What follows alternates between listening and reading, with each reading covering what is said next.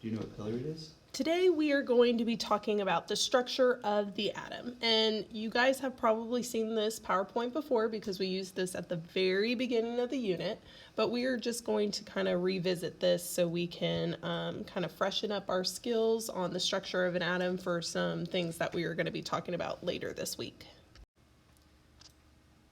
So starting from smallest to largest, you are going to start with an atom. An atom is the basic unit of a chemical element. Now, your chemical elements are listed on your periodic table, and this is the simplest form of a substance. Whenever you have two or more elements that chemically combine together, they are going to form a new substance. These substances are largest in comparison to the atom and the element, and they are two or more elements combined, so we have a compound, also known as a molecule. There are many different parts of a single atom, and we call these subatomic particles. Your subatomic particles are what makes up the atom. So in the nucleus, you are going to have protons and neutrons. Protons are positively charged, and neutrons are neutral. They have no charge.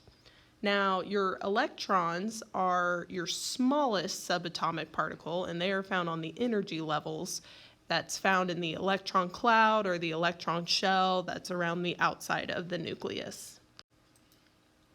Here we have a diagram of an atom, and your protons are located in the nucleus. They are located right there in the middle with the plus signs. They're orange. The charge is positive. Your mass of a proton is approximately 1 atomic mass unit, also known as 1 AMU. And some of our formulas that we need to freshen up on is that the number of protons plus the number of neutrons equal the atomic mass of an element. Your neutrons are also located in the nucleus. In this diagram, they are green. They are neutral. They have no charge. Just like your protons, their mass is approximately 1 atomic mass unit. They are slightly larger than a proton. And if you will want to find the atomic mass of an element, you will just add your protons and your neutrons together. That's an important formula that you will be using later on. So go ahead and write that down. Your electrons are located on the energy levels or the electron cloud that surrounds the nucleus. They are your smallest in mass, but they're just so small that we're just going to say that the mass is 0. They have a negative charge, and they are the smallest of the 3 subatomic particles. Along with your electrons, you have what is called valence electrons. Valence electrons are the ones that are found on the outermost energy level. So in this diagram right here, you can see that there are 3 electrons total. You have 2 in the first energy level and 1 in the second energy level. Well, there's only 1 valence electron because there is only 1 on the outermost energy level. So 3 electrons total, but only 1 valence electron. The reason why we call these valence electrons is because the outermost electron is the one that is causing the reaction to occur. So this will identify how your element is going to react to all the other elements. Here we have a diagram labeling the structure of an atom. So starting with number 1, this is an energy level that's located on the electron cloud. Number 2 is your nucleus, which holds both your protons and your neutrons. Number 3 is your neutrons, which are neutrally charged, or they have no charge. Number 4 is an electron, and you have 2 electrons on this energy level, and because this is your outermost energy level, these are technically 2 valence electrons. And then lastly, number 5, those 2 positive subatomic particles inside the nucleus, those are your protons. Now that we know what the atoms look like with their structure and their subatomic particles, let's take a look at what is going to be represented on your periodic table. Each element will have a tile that has an atomic number, an atomic symbol, the name of the atom or element, and your atomic mass number. And all of these things are going to kind of identify that atom for you. Your atomic number is typically listed at the very top or in the center. And your atomic number tells you the number of protons that are located in that element. And then your atomic mass number is going to tell you the mass of the atom, and that's going to be the protons and the neutrons added together. So here you can see that we have oxygen, and the atomic number is 8, and the atomic mass is 16. Let's go ahead and practice with this. Because the atomic number of oxygen is 8, how many protons does oxygen have? Well, the answer is 8. And since oxygen has an atomic mass of 16, which is protons plus neutrons, how many neutrons does oxygen have? The answer should be 8. If I have 16 for my mass minus how many protons I have, 8, 16 minus 8 leaves me with 8 neutrons.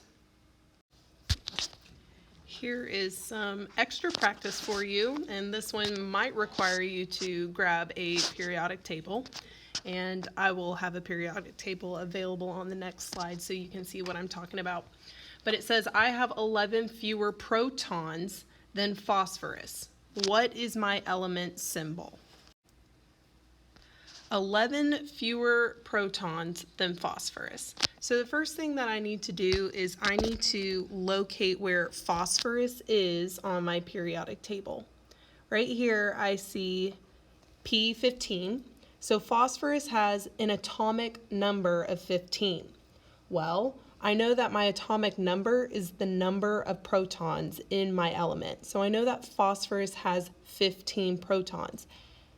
And the mystery element that I'm looking for is 11 fewer protons. So 15 minus 11 gives me 4. I now need to find the element that has 4 protons in it. And I know that that element is going to be beryllium because the atomic number is 4 and therefore it has 4 protons in it. Here is our final practice problem. To the right, you see a diagram of how chlorine might appear on the periodic table of elements. At the top, you see the number 17. That is going to be the atomic number for chlorine, and the atomic number is equal to the number of protons. Then you have your atomic symbol, Cl, for chlorine, and then at the very bottom right there is the atomic mass. Your first question says, how many protons does chlorine have? Well, if the atomic number equals the number of protons, then I know that I have 17 protons equal in the element or the atom of chlorine. How many electrons does it have?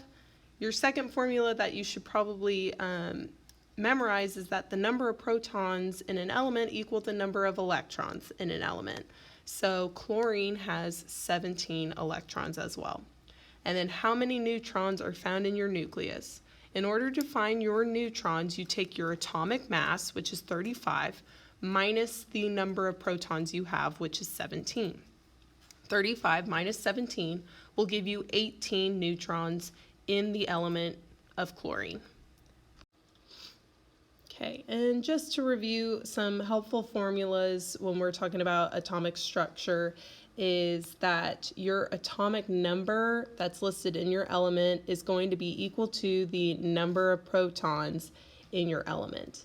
And then the number of protons is equal to the number of electrons. So those two numbers are going to be the same. If you are wanting to find the atomic mass, your formula is your protons plus your neutrons. If you wanted to rewrite that out in a different way to solve for neutrons, you would take the mass minus the atomic number. I hope this is very helpful, and I hope you guys are enjoying your time at home. I miss you. Bye.